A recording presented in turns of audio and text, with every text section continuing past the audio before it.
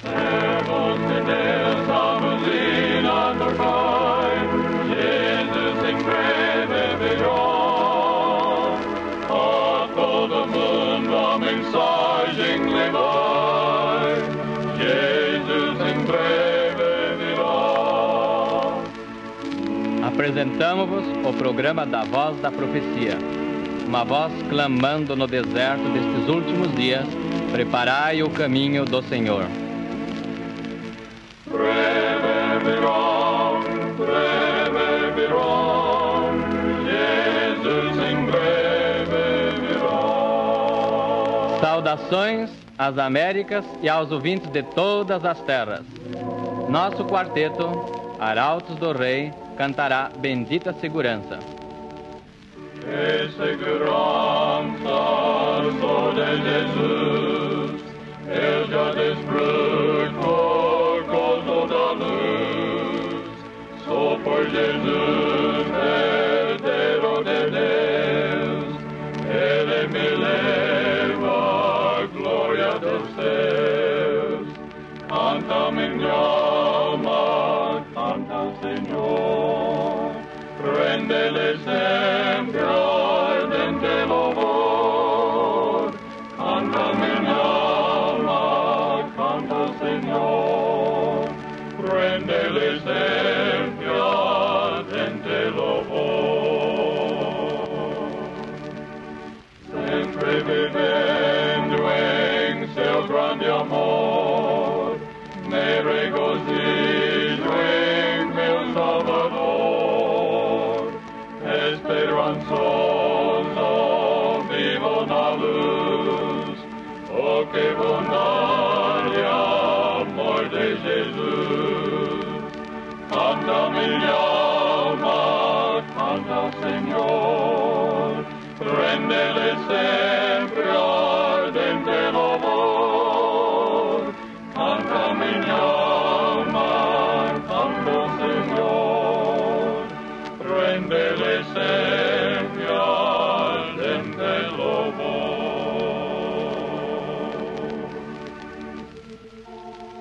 Amado Pai Celestial, santificado seja o Teu nome.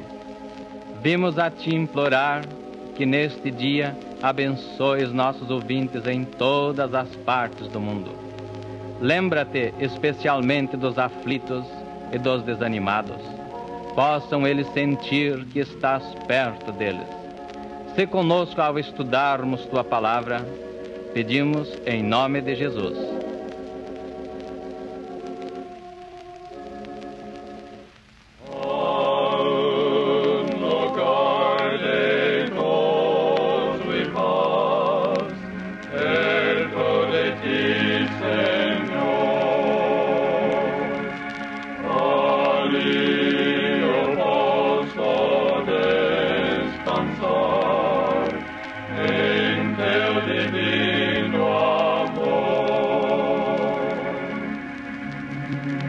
Ó Cristo, Redentor meu, vindo dos altos céus, ó guarda-me, te rogo, junto de ti, meu Deus.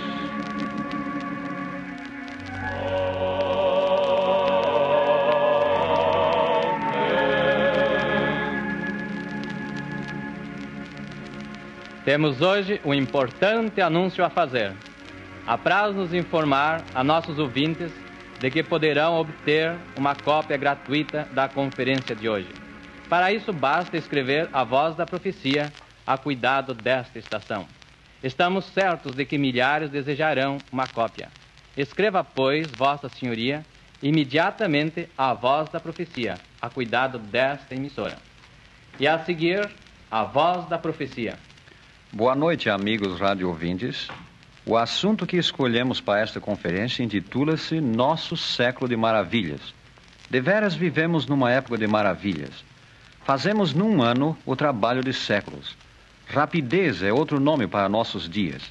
Nossos tempos diferem de todos os outros de que ouvimos ou lemos. Por quase 6.000 anos, a raça humana não modificou sua maneira de viver. Mas, repentinamente, há pouco mais de 100 anos, as condições começaram a mudar. Uma avalanche de novas ideias penetrou a mente do homem e do sono de séculos sobreveio um tremendo despertamento.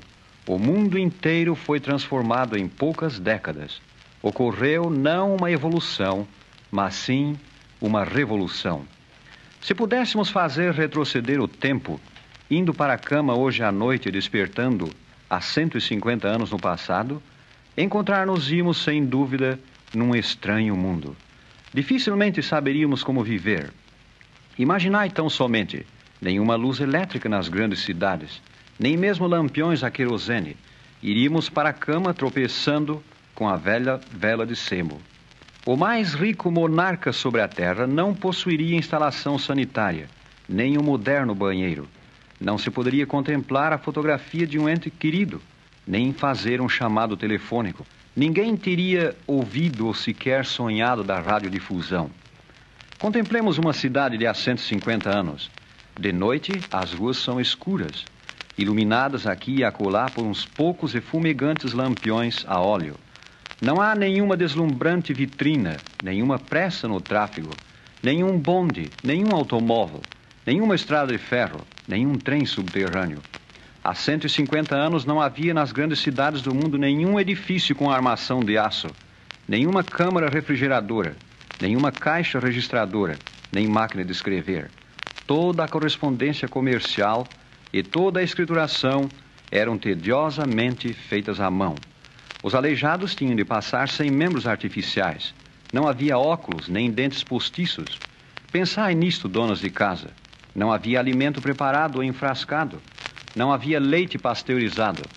E pior ainda para as senhoras, não havia ferros elétricos, nem máquinas para lavar e torcer, nenhum ondulador elétrico, nem ondulação permanente. Não havia artigos de borracha, nem de celuloide. Sim, que estranho mundo. Nas oficinas dos jornais não haveria nenhum linótipo ou monótipo. O cirurgião não disporia de éter ou clorofórmio. E as condições na maioria dos hospitais daqueles dias não seriam nada menos que um pesadelo, a despeito dos esforços de homens de bom coração. Contudo, alguns de nossos avós criam que o progresso humano havia atingido seu limite. Olhando os velhos arquivos dos Estados Unidos recentemente, alguém achou uma carta escrita em 1833. Foi escrita por um antigo empregado do Departamento de Patentes, que por ela solicitava sua demissão, porque, dizia ele, tudo que era inventável já fora inventado. Aquela repartição seria brevemente extinta e não haveria nenhuma necessidade dos seus serviços. Ele, pois, decidira retirar-se antes que tal acontecesse. O autor daquela carta provavelmente nunca viu um comboio ferroviário. Ele nunca serviu-se de um elevador.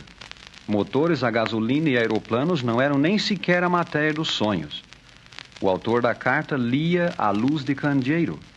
Jamais vira luz a gás, muito menos luz elétrica. Nunca ouviu o ruído do telégrafo e o telefone lhe pareceria uma viagem à lua. O cinema lhe faria lembrar a magia negra e a ideia de que se poderia inventar uma máquina com a qual o homem voaria por cima das nuvens como um pássaro ter-lhe parecido totalmente absurda. O prelo moderno, o linótipo, os raios-x, o rádio, tais coisas ainda estavam por inventar e muito depois que ele estivesse morto. Ele não poderia imaginar o automóvel. Não poderia sonhar de que se faria um canhão capaz de lançar granadas a mais de 110 quilômetros. Agora mesmo as invenções se sucedem tão rapidamente que já não nos maravilhamos ao aparecer mais uma. A televisão já se anunciou à porta. Já se aperfeiçoaram máquinas que podem tornar uma pessoa invisível. O que significam estas coisas? Ao chamar a atenção para as maravilhas de nossa época, não é o nosso propósito meramente despertar admiração, mas sim mostrar a significação destas coisas à luz da palavra profética. Qual a razão de essas máquinas que nos poupam o trabalho bem como destas maravilhas de comunicação e transporte, terem vindo justamente em nosso tempo?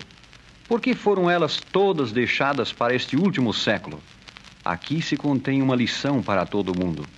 Elas são um sinal da parte do próprio Deus Altíssimo. Todas essas invenções ocorreram exatamente desta maneira e neste tempo, como cumprimento da antiga profecia das Santas Escrituras. E elas vieram a ser a fim de que Deus as empregue na execução do seu propósito na terra. Lemos a aludida profecia em Daniel 12, versículo 4. Tu, porém, Daniel, encerra as palavras e sela o livro até o tempo do fim. Muitos correrão de uma para outra parte, e a ciência se multiplicará. O profeta Daniel é aqui instruído a selar o seu livro até um tempo futuro, chamado o tempo do fim. Nesse tempo do fim, seu livro, bem como todas as grandes profecias das Sagradas Escrituras, seriam feitos conhecidos e largamente disseminados sobre a terra. Para este fim, a ciência se multiplicaria e muitos correriam de uma para outra parte. Não é este um quadro fiel dos nossos dias? O mundo inteiro está numa corrida. Ponderai de novo as palavras do profeta. No tempo do fim, muitos correrão de uma para outra parte e a ciência se multiplicará. Pensai no aumento de rapidez nos meios de transporte nesta última geração. Comparai a antiga diligência com o trem moderno. Em 1817, um membro da legislatura de Nova York passou a ser considerado digno de uma camisa de força por expressar a crença de que os veículos a vapor seriam empregados com êxito. Um pouco mais tarde, em Lancaster, nos Estados Unidos da América do Norte, negou-se aos jovens da comunidade o uso do prédio escolar para a discussão do assunto de estradas de ferro, alegando a junta responsável as seguintes razões. A escola está às vossas ordens para discutir qualquer questão razoável, mas coisas tais como estradas de ferro e telégrafos são impossibilidades e positiva infidelidade. Se Deus tivesse planejado que suas criaturas racionais viajassem a vapor a assustadora velocidade de 24 km/h, ele o teria claramente predito por seus santos profetas. Isto é um ardil de Satanás para levar ao inferno almas imortais.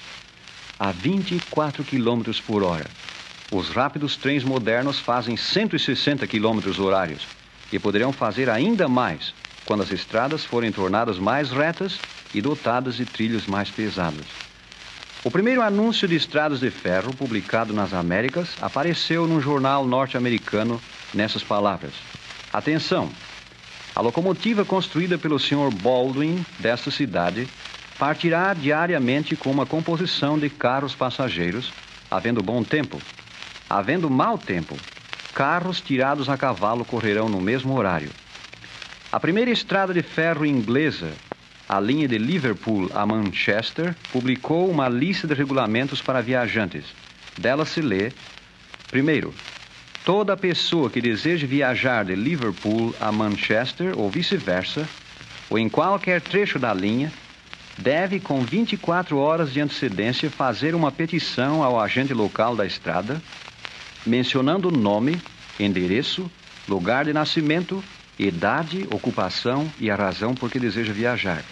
Segundo, o agente, uma vez certo de que o peticionário deseja viajar por motivo justo e legal, emitir-lhe-á um bilhete, devendo o peticionário viajar no trem indicado no mesmo. Terceiro, os trens partirão da estação o mais perto possível do horário, mas a companhia não garante que eles atinjam seu destino. Quarto, os trens que não chegarem ao destino antes do escurecer pararão e passarão a noite numa das estações, devendo os passageiros providenciar hospedagem à sua custa. Quinto, a bagagem será transportada em cima dos carros e, caso venha a molhar-se, a companhia não se responsabiliza por prejuízos consequentes. Comparai com isto os nossos admiráveis trens modernos correndo noite e dia através de continentes. Deus previu o futuro. Ele olhou aos nossos dias e, pela pena da inspiração, pintou nossas estradas modernas, nossos rápidos trens e velozes carros a motor. Consideremos agora a surpreendente profecia de Naum 2, versículos 3 a 5. Os carros resplandecem de aço no dia do seu apercebimento, e as lanças são brandidas.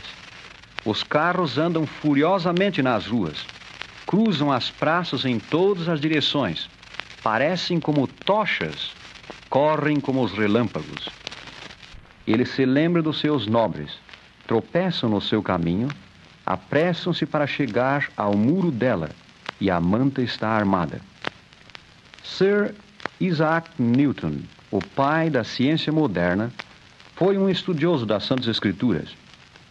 Previu ele que, em cumprimento das divinas predições, dar-se-ia um aumento de conhecimento e surgiria um meio de condução muito além do sonho da geração do seu tempo, o qual, sem dúvida, possibilitaria à humanidade viajar a 80 quilômetros por hora. O incrédulo Voltaire, inimigo aberto das Escrituras, ridicularizava tais ideias dizendo: "Vede o dinâmico cérebro de Newton, o homem que descobriu a gravitação e nos revelou maravilhas que todos admiramos. Ao ficar velho e caduco, começou a estudar o livro chamado Escrituras Sagradas. E parece que, para mostrar fé no fabuloso absurdo desse livro, devemos crer que o conhecimento humano aumentará de tal maneira que seremos capazes de viajar a 80 quilômetros por hora.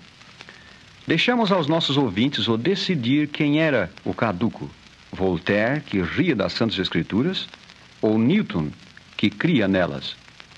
O profeta Naum disse: os carros resplandecerão de aço no dia do seu apercebimento. Chamavam-se carros os antigos veículos sobre rodas. O profeta pode estar aqui descrevendo os grandes e ruidosos carros de hoje, resplandecentes de aço. Os carros andam furiosamente nas ruas, diz o profeta, e cruzam as praças em todas as direções. Parecem como tochas, correm como os relâmpagos. Nossos carros modernos andam furiosamente nas ruas e cruzam as praças em todas as direções. À noite, os automóveis parecem tochas e correm quase como relâmpagos. Em conformidade com a profecia, rapidez no viajar identifica este século como o tempo do fim. O mundo tem certamente diminuído. Para dar a volta em redor da Terra, Magalhães, em 1517, gastou 1.126 dias. Thomas Cavendish, em 1588, partindo da Inglaterra, 781 dias. Nellie Bly, em 1889, de Nova York, de navio e por estrada de ferro, 72 dias, 6 horas e 11 minutos. Carlos Fitzmaurice, em 1901, de Chicago, 60 dias, 13 horas e 29 minutos.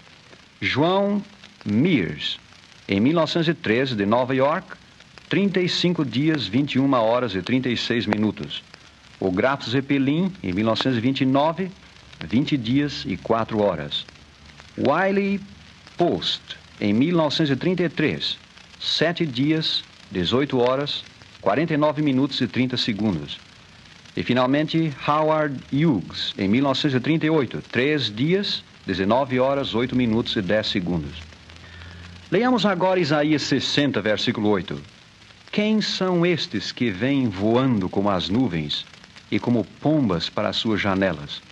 A palavra quem prova que se trata de pessoas, não de aves.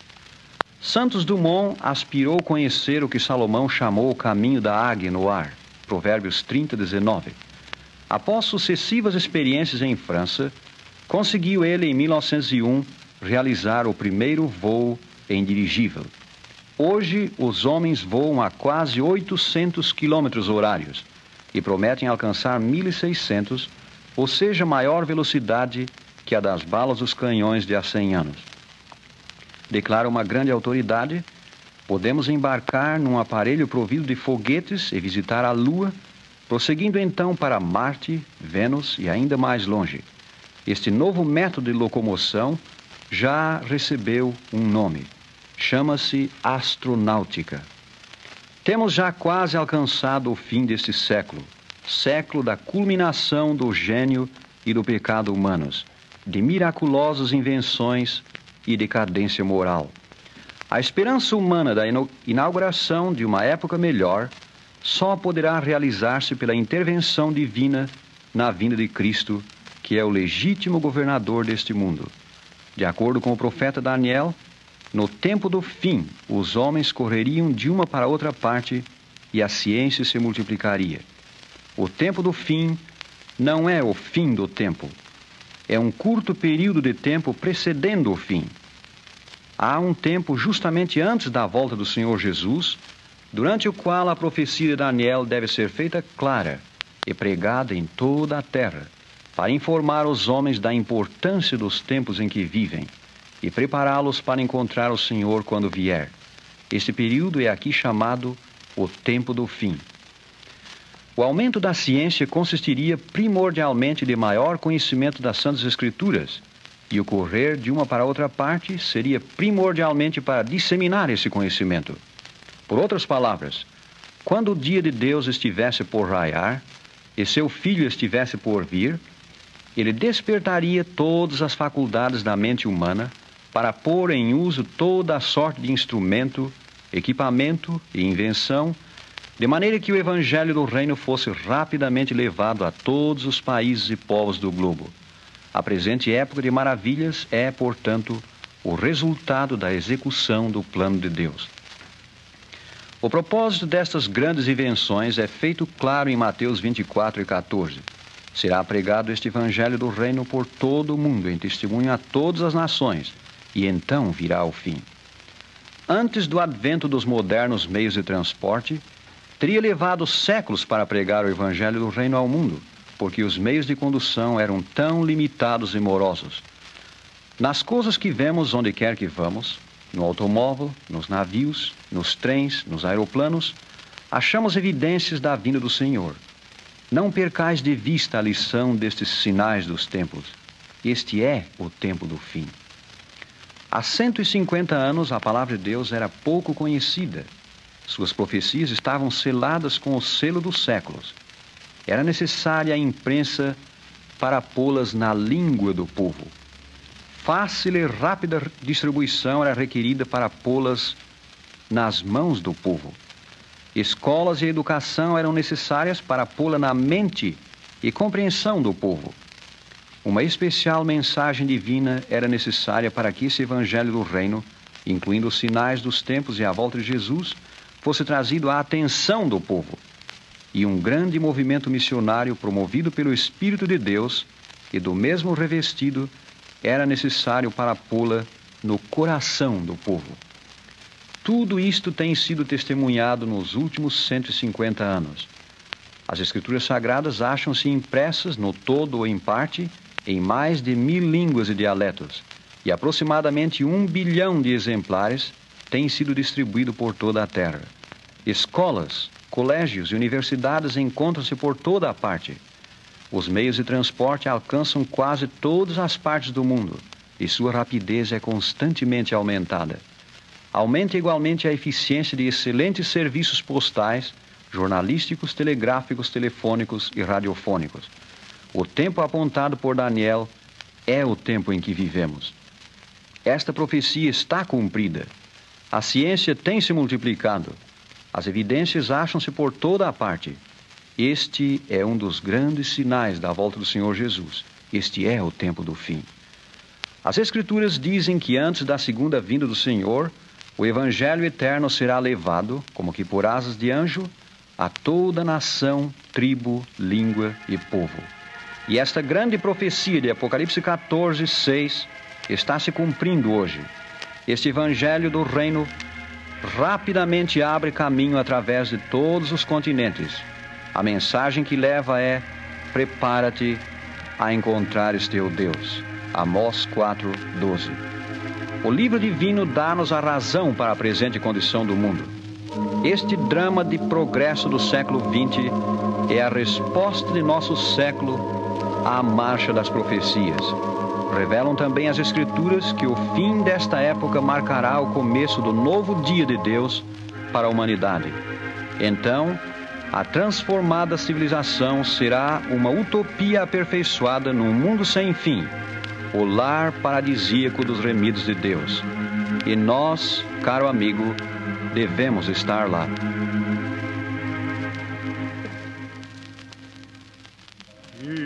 Espero amanhã raidosa, o bendito alvorecer,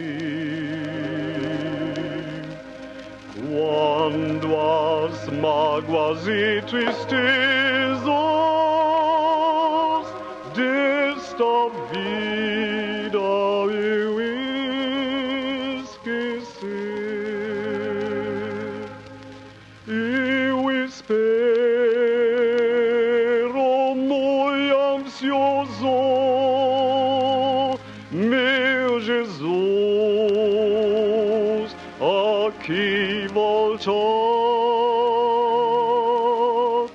Eu aguardo as boas-vindas de Jesus na praia do outro mar.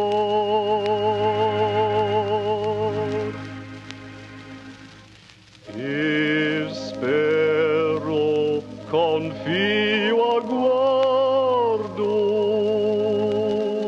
o celeste lar de amor, como um viajor saudoso. Quero a vinda do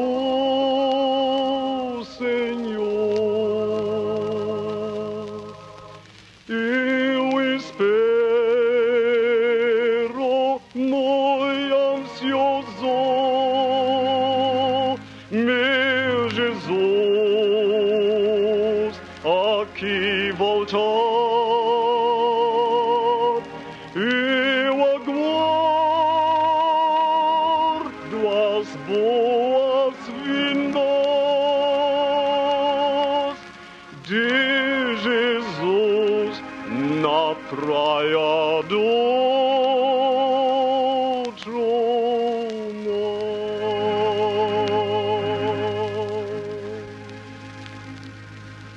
O programa que estão ouvindo é um dos programas mundiais da Voz da Profecia. E como dissemos a princípio, repetimos: Vossa Senhoria pode receber gratuitamente uma cópia da conferência de hoje. É só escrever a Voz da Profecia a cuidado desta estação. É-nos sempre agradável ouvir de nossos rádio ouvintes. Portanto, escreva imediatamente a Voz da Profecia. Ouvi-nos outra vez na próxima semana, à mesma hora e desta mesma estação. No entretempo, lembrai-vos de nós em vossas orações, e nos lembraremos de vós nas nossas. A cada coração enviamos esta mensagem: tem fé em Deus, embora áspero o caminho. Tem fé em Deus, embora escuro o dia. Tem fé em Deus, em que Ele mostrará o caminho. Tem fé, querido amigo, tem fé em Deus. E agora não vos dizemos adeus, mas sim: Jeová te abençoe e te guarde. Jeová faça resplandecer o seu rosto sobre ti e se compadeça de ti. Jeová levante sobre ti o seu rosto e te dê a paz.